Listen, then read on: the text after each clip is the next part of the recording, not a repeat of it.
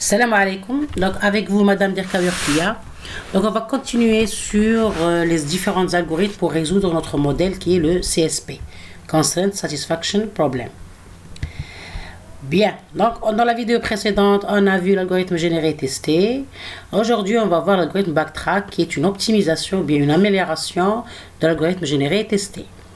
Donc on a vu que cet algorithme, c'est-à-dire l'algorithme généré et testé, énumère toutes les affectations totales possibles jusqu'à en trouver celle qui soit consistante, c'est-à-dire une solution, une ou des solutions. Donc, l'ensemble des affectations totales forme l'espace de recherche de ce CSP. Donc cet espace de recherche est volumineux, dire infini. Donc si par exemple on a des valeurs ou bien des variables dont les domaines sont infinis, on ne pourra pas énumérer, c'est-à-dire l'algorithme ne pourra pas énumérer toutes les affectations dans un temps fini ou bien un temps raisonnable. Qui dit temps raisonnable, c'est-à-dire un temps praticable. Parce qu'on sait que si on voudrait donner une solution à un problème, il faut que la solution soit praticable. C'est-à-dire on peut l'appliquer dans le réel et on doit l'obtenir dans un temps qui est, c'est-à-dire acceptable par le client, entre parenthèses. Donc l'espace de recherche est souvent de taille tellement importante et volumineux que l'algorithme généré et testé ne pourra pas se terminer en un temps raisonnable. Donc cela s'interprète par la notion de l'explosion combinatoire. Donc on a une certaine complexité de cet algorithme.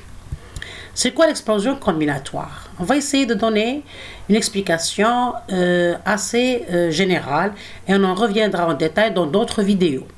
Donc la complexité, on a une complexité en faisant trop de calculs. Donc on a trop de calculs.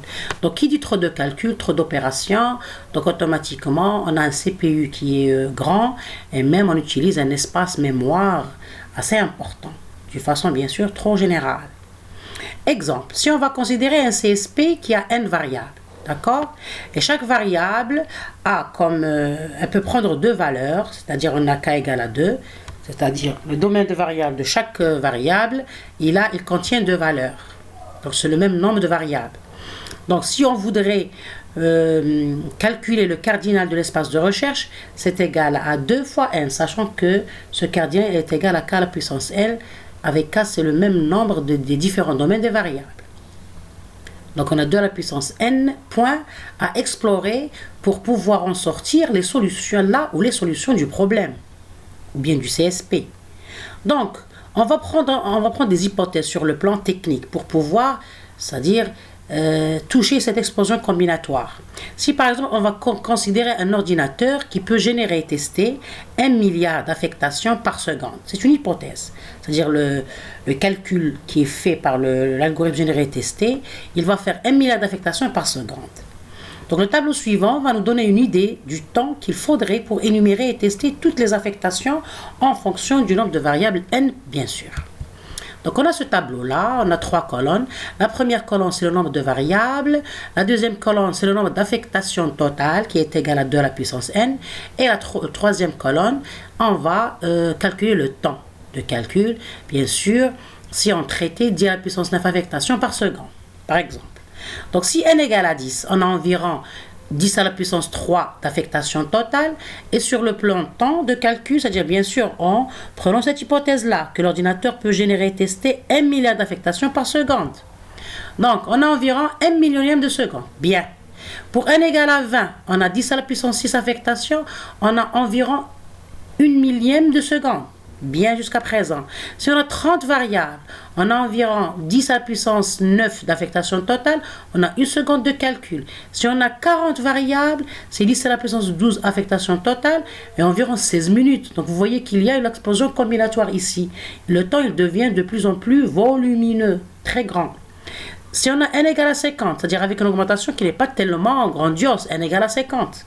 Et des fois dans la réalité, on peut avoir n égale à 1000, vous voyez.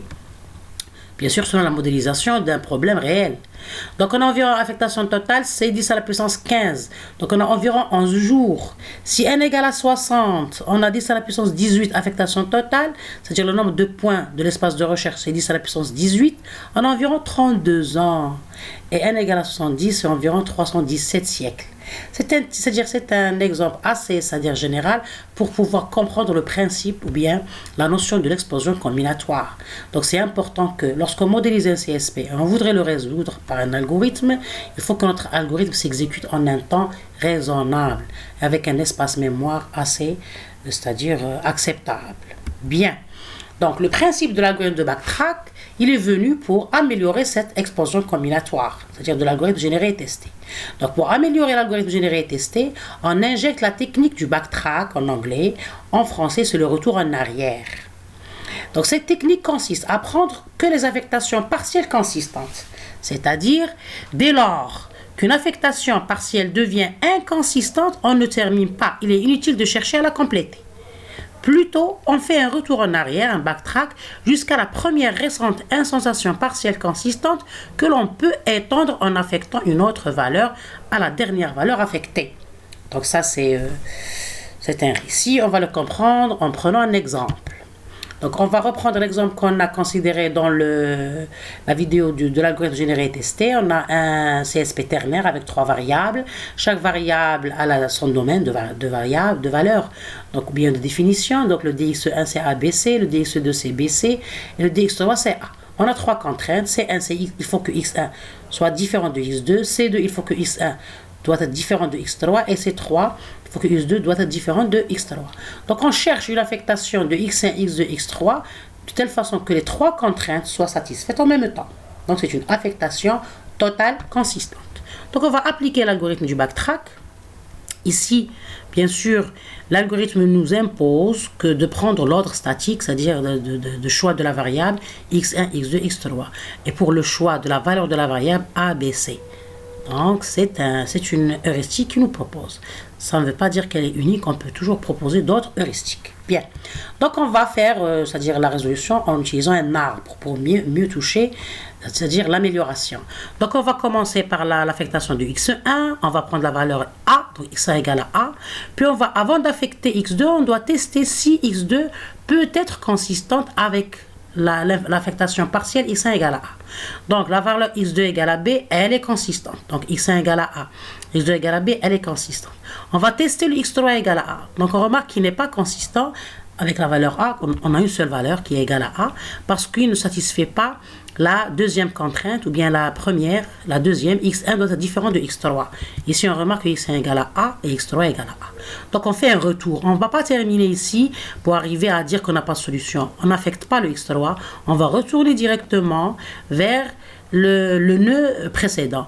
X2 égale à B, puis, toujours, il n'y a pas d'autre valeur de X3, parce qu'on doit tester toutes les valeurs de la variable choisie. Donc, on va choisir ici, quel que soit X2 appartenant à des X2. Donc, pour X2 égale à B, c'est toujours inconsistant. On va prendre X2 égale à C. On va tester le X3, toujours, ça ne donne pas la satisfaction, c'est-à-dire partielle. Donc, on fait un retour vers X2 égale à C. Il n'y a pas d'autre point de X3. On fait un retour vers X1 égale à A. Donc, on va changer la valeur de X1 égale à B. Donc, on va tester le X2. Donc, pour X2 égale à B, la valeur n'est pas satisfaite, donc on ne va pas la considérer. Pour X2 égale à C, la valeur, elle est, c'est-à-dire la consistance partielle, ou bien l'affectation partielle, X1 égale à B, X2 égale à C, elle est consistante, donc on peut terminer ce chemin. D'accord? Donc, on prend X3 égale à A. Donc, ce chemin-là, il va nous amener à la première solution trouvée. Et on doit toujours continuer sur les autres valeurs de X1. Ça, c'est la première solution trouvée pour pouvoir voir, c'est-à-dire l'exécution.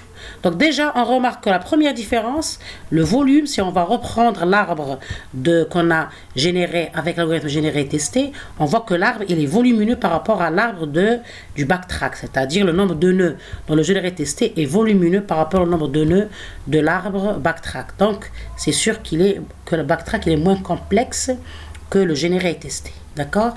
Donc, si on va faire, c'est-à-dire, on va compter. Ici, on a 1, 2, 3, 4, 5, 6, 7, 8, 9, 10, 11. 11 nœuds pour arriver à la première solution considérée. Ici, on a 1, 2, 3, 4, 5, 6, 6 nœuds. Donc, 11 et 6. Donc, déjà, il y a une différence sur le plan nœud. Et qui dit nœud de l'arbre de recherche, c'est-à-dire ici, il y a des calculs au niveau de chaque nœud. Donc, il y a moins de calculs dans l'arbre de backtrack que de calculs dans l'arbre généré et testé. Donc ça veut dire que le backtrack, il améliore le généré et testé, il est moins complexe. On a, c'est-à-dire améliorer l'explosion combinatoire. Elle devient minime. Bien, mais ça reste toujours avec une certaine complexité et on va voir d'autres algorithmes qui améliorent mieux l'algorithme du backtrack. C'est des algorithmes qui sont basés sur la propagation par contrainte. On va les voir dans la vidéo qui suit. Donc, c'est le deuxième algorithme pour la résolution du modèle CSP. On va trouver, c'est-à-dire